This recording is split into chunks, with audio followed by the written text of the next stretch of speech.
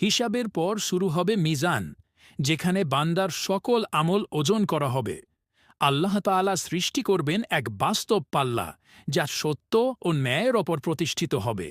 এক পাশে থাকবে নেক আমল, নামাজ, রোজা, জাকাত, সদকা ও খুশুখুজুর। অন্য পাশে থাকবে গুনাহ, অন্যায়, মিথ্যাচার, জুলুম, অহংকার ও হিংসা। রাসূলুল্লাহ সাল্লাল্লাহু আলাইহি ওয়াসাল্লাম বলেছেন, তাকওয়া ও উত্তম চরিত্র সবচেয়ে ভারী হবে মিজানে। তিরমিজি শরীফ। এমন অনেক ছোট কাজও সেদিন পাহাড়ের মতো ভারী হয়ে যাবে। কেউ হয়তো বলবে, আমার কোনো বিশেষ আমল তো নেই, কিন্তু আল্লাহ তাআলা সেই একমাত্র ছোট কাজটিকে কবুল করে জান্নাতের ফয়সালা দিবেন।